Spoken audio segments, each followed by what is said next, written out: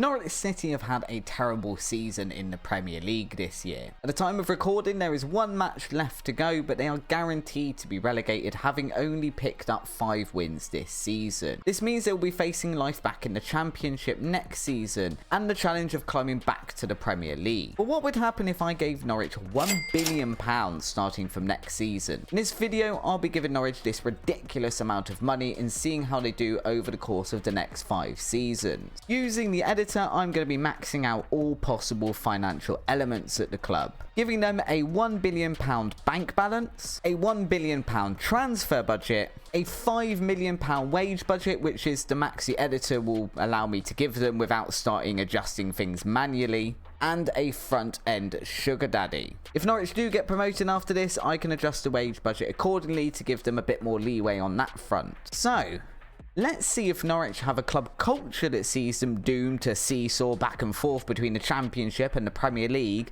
or if it's simply a lack of funds that's holding them back. In Season 1, Dean Smith gets to work spending some of Norwich's newfound wealth, first bringing in Liverpool centre-back Ben Davies for £4.3 million. Although by the end of the first season, he has only made one singular appearance for the Canaries in the league. Ryan Fraser is purchased from Newcastle for £6.75 million. Luka Milivojevic is purchased from Crystal Palace for £2.7 million, and then that's it for actual monetary purchases. Every other player brought into the club is either on a free or on a loan. There's also a number of players leaving the club, amounting to a total transfer revenue of £3.3 million. Seems Norwich may be being careful with their millions, although I think I might know why, but we'll get to that later. So with these transfers, how have Norwich done in Season 1? In the Carabao Cup, they beat Port Vale 2-0 in the second round, before being knocked out by Spurs in the third. In the FA Cup, however, Norwich go on an amazing run. They start off the campaign with a win against League 2 outfit Harrogate Town, before defeating Reading 1-0 in the 4th round. They then get revenge on Spurs by beating them on penalties in the 5th round of the Cup, before defeating Leicester in the quarter-final. Fortunately, they can't quite make it all the way to the final as they lose on penalties to Chelsea in the semis, but honestly, I think Norwich fans would be happy with a run like this next season. Meanwhile, in the Championship, Norwich get off to a strong start as well, winning 8 of their first 10 matches in the league. Things do take a bit of a turn around the end of September though, as they lose to Leeds and then only win 2 of their next 10 matches, picking up a total of 10 points from a possible 30. Norwich start winning again in December and go on another decent unbeaten run, but then lose 7 of their last 10 matches in the league at the end of the season. This definitely seems like a bit of an up and down season for Norwich, but it is a performance that sees them finish in 2nd place in the league, albeit only 1 point ahead of 3rd place Blackburn and a huge 23 points behind Leeds. Still, it does mean that they will be back in the Premier League within 1 season. Now, I mentioned earlier as well that I think I might know why they aren't spending money on players, and I believe this is due to the same issue I had with my Exeter and Plymouth video, and that is that they just don't have the reputation needed to attract the players to spend money on them. So with that in mind, I'm going to increase their reputation from a 3.5 star to a 4 star to see if this makes any difference at all. I think this actually makes sense for this video, and also think the reputation of a Championship club would naturally grow if everyone found out they had a £1 billion transfer budget. So, with loads of money still to spend, will Norwich bring any players in ahead of their return to the Premier League in the 2nd season of our simulation? Yes. The answer is yes. A huge £326 million worth of players in the summer transfer window, to be exact. First through the door is Jack O'Connell, a central defender purchased from Sheffield United for £18 million. Next up is defensive midfielder Grzegorz Kukowiak for £3.2 million. Bruno Petkovic, a central attacking midfielder from Dynamo Zagreb, is brought to the club for an £8 million fee. Julian Weigl is purchased from Benfica for £16.5 million, and Olivier Boscali is added to the squad for £10.25 million. A huge £59 million is spent to pry Dejan Kulusevski away from Juventus after he spent last season on loan at Spurs. He had a great season with them, getting a 7.27 rating, so hopefully he can do the same for Norwich this season. The spending continues with £47.5 million spent on Napoli defender Rahami and another £11.75 million on another defender, Connor Goldson from Rangers. Another £56 million is given to Borussia Dortmund to bring in Giovanni Reina, and Patson Daka becomes Norwich's biggest transfer for £62 million. I'm extremely pleased to see him at Norwich as he keeps tearing apart my Hertha Berlin side in my journeyman save, so hopefully he can do the same to some of the Premier League teams. The final purchase of the summer is yet another central defender in the form of Abdou Diallo from PSG for £34 million. With all these transfers, the Norwich board have set Dean Smith the objective of avoiding relegation this season, but honestly, you would hope that they would do a little bit better than that. Norwich start off relatively well, losing to the bigger teams like Man United and Man City, and picking up points against Swansea, Southampton, Brighton and Everton. October and November offer much of the same, with no huge losses, but no consistent runs of form either. In December, however, Norwich only managed to pick up 1 win from 5.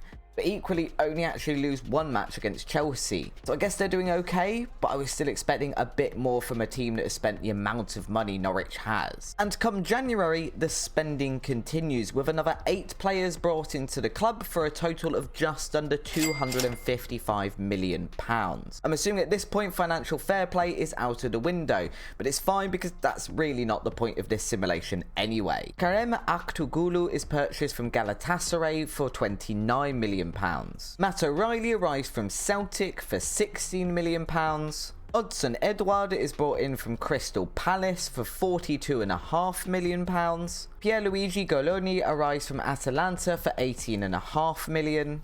Matvienko comes to Norwich for £55 million. Orjan Čeka is brought to the club for a £60 million fee from West Ham. And Juan Bernat leaves PSG for the Canaries for £33.5 million.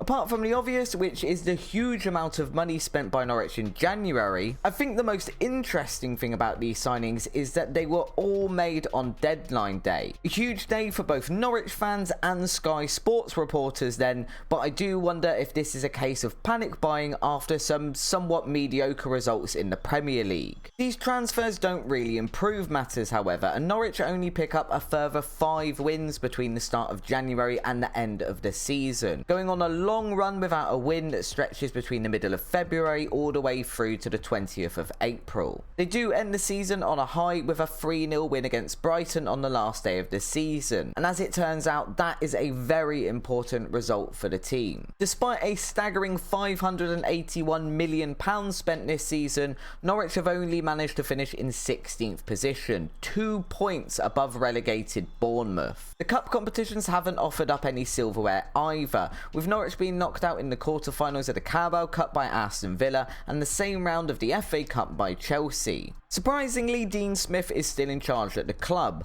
I know Norwich were only asked to survive relegation, but I feel I would be genuinely unhappy with this performance as the chairman after seeing my manager dispense over £500 million in transfer fees. By the end of the season, this is considered the best starting 11 at the club, using a 4-3-3 as Norwich have for most of the season. Kulusevski finishes top of the scoring charts with 15 goals in 44 appearances, and Giovanni Reina leads the assists with 9. Despite having already spent more than half of the £1 billion given to them, Norwich are given a £503 million transfer budget heading into season 3. It'll be interesting to see if they continue to buy as many players as possible going forward, or if they will now settle down a bit and start making a couple of biggest signings this season to help with the team cohesion. Well, it won't be Dean Smith spending that money regardless. Directly after I recorded the previous segment, in fact on exactly the same day, Dean Smith is let go from his role at Norwich City, as the board state he has become stale in his post. But more importantly than that, the front runner to take over is Pep Guardiola, an appointment I feel most Norwich fans would be very, very pleased with. However, it isn't Pep who ends up taking over. Instead, the new Norwich manager is Gabriel Milano, who has recently been sacked from his position at Juventus. And despite having £500 million to spend, he puts a stop to the spending from last season, opting to bring in only one singular player, Jack Henry Francis, a youth player who heads straight into the under-23 squad. There are some transfers out, however, as you can see over here, bringing in a total of £25.5 million to the club. There are some purchases in the January transfer window though, albeit not anywhere near as many as the season before. The only one of these that can reasonably be considered for the first team is João Palhinha, a defensive midfielder bought in from Sporting for £35.5 million. With Milano playing a 4-2-3-1, the rest of the team remains relatively the same. So, does the manager manage to get a bit more out of all of the Norwich signings than Dean Smith did the season before? Well, the cup competitions don't offer up any silverware again, with Norwich being knocked out in the FA Cup 4th round by Aston Villa and the quarter-finals of the Carabao Cup by Chelsea. I think what we do want to focus on really though is league performance. After only narrowly avoiding relegation last season and seeing the manager of the club let go, Norwich fans must be desperate for the club's newfound money to provide them with some sort of security in the Premier League, if not full-blown success. Their form starts much the same as last season, with wins, draws and losses all coming in equal measure without any solid run of form. Come December though, the club seems to be finding some consistency and picks up 6 wins from 8 games, only dropping points to Southampton with a 2-2 draw and losing 2-0 to Aston Villa just before Christmas. In January, there are also wins against Brentford and Everton, and 2 wins from 3 in both February and March leaves them in a very respectable 5th place in the Premier League,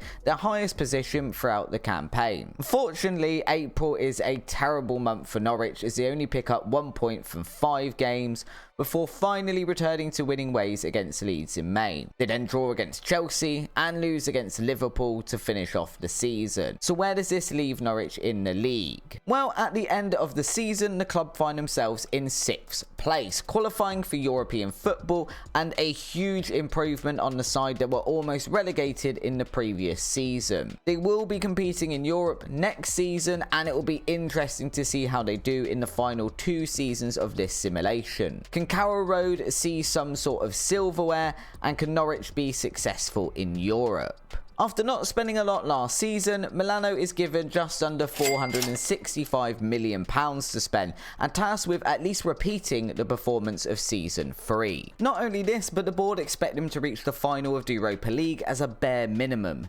No pressure then. 9 new signings are made in the summer to add some experience and squad depth to a team that will be competing in an additional competition next season. First up is Tahith Chong, costing Norwich £7 million to bring to the Premier League. Diallo comes in from Watford for £5.25 million and is quickly joined by Jayden Bogle from Brentford for £17.75 million. On the opposite side of the defence, Matty Cash is added to the team for a £5.5 million fee. Goalkeeper Diego Marinho is then added to the squad for $350,000, although given his age and current ability, I feel he is unlikely to play very much. And Axel Tuanzeb is brought in from Benfica for £43 million. 3 more players are added to the team towards the end of the window, with Kumbula arriving for £9.5 million, Gustav Isaacson for £6 million, and a 29-year-old Dele Alli leaving Everton to join Norwich for £48.5 million. Looking back at his past couple of seasons, he has been in decent form for Everton, so hopefully he can do the same for the Canaries this season. By January, Norwich are looking good in the majority of their competitions. They were knocked out of the Carabao Cup early on by Fulham, but have done amazing in the Europa League, qualifying top of their group with 6 wins from 6, only conceding 1 goal in the group stages. In the Premier League, there seems to be less losses than last season as well, although there are still a number of draws. In the opening games, Norwich only managed 2 wins from the first 6, but then go on a much better run of form, winning 5 of the next 7 matches. December itself is a bit of a strange one. Out of the 6 games played, Norwich are actually unbeaten, but have also only won one of these, drawing the other 5 games. January doesn't make especially pleasant viewing either, with only 4 points on the board from a possible 15. This prompts the manager to make 3 additional signings in the January transfer window. The first of these is Henrique Luro, a Brazilian wonder kid left winger from Leeds for £57 million.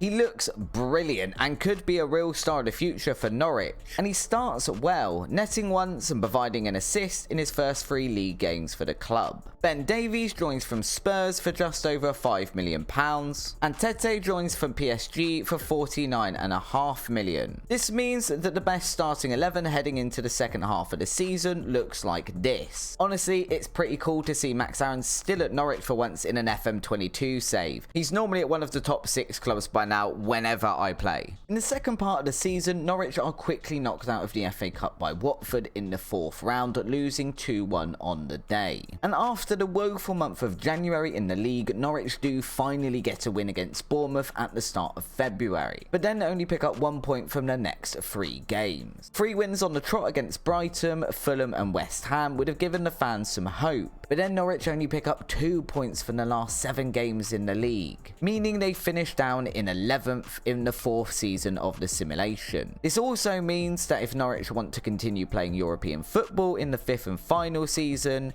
then they will need to have fulfilled the objective I mentioned earlier of winning the Europa League. After their brilliant performance in the group stages, Norwich meet Ajax in the knockout rounds, drawing 1-1 away and winning 2-0 at home to see them through to the quarter-finals. Here they face Marseille and once again manage to overcome their opponents by winning in the home leg before drawing in France. Through to the semi-finals, they face Atletico Madrid. A 2-0 win at home in the first leg allows Norwich to have 1 foot in the final, but they then suffer a 3-0 defeat in Spain that sees them leaving the competition. So, no European football for Norwich next season then. What they do have, however, is almost £500 million to spend to try and get themselves back there. Could we potentially see a top 4 finish in season 5? I think what they do miss at the moment is a top tier goal scorer. Patson Daka was the top goal scorer at the club in all competitions last season, but his 14 goals are hardly top 4 finishing quality. Other players like Kulusevski are chipping in with a decent amount of goals, but really if Norwich want to become a Champions League club, they're going to need someone who's scoring at least 20 to 30 goals consistently. However, Milano chooses to continue relying on Patson Daka as his main man and doesn't purchase a striker in either window. Not only that, but backup striker Odsonne Edouard moves to PSG in a deal costing them £45.5 million in August, despite him having made a number of appearances in the last 2 seasons for Norwich. Milano does make more signings for the squad, however, first bringing in yet another goalkeeper in Jay Gorta from Ajax for £6.75 million. Next up is Trevor Chalobah from Chelsea for £46.5 million, and Yanis Antiste from Aston Villa for £40 million. In January, there are 3 further signings, with Aaron Hickey joining from Bologna for £17.75 million, Harvey Elliott joining from Liverpool for £32.5 million, and Pablo Maffio arriving from Italy for £37.5 million.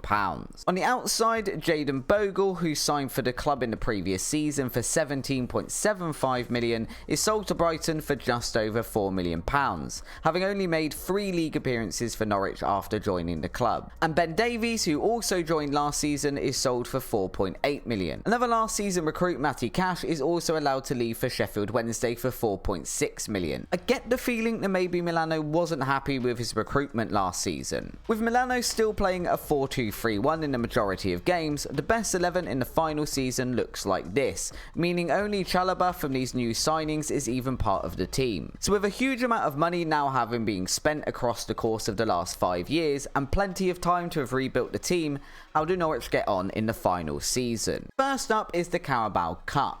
Norwich beat Lincoln, Coventry and Brighton to get to the quarter-final, where they're knocked out by Manchester United after a 1-1 draw and a penalty shootout. Also, let's just give a mention to how many managers United have gone through in these 5 years. It's not exactly looking good for Ten Hag in real life if this is to be believed, and apparently at some point Guardiola is swapping blue for red.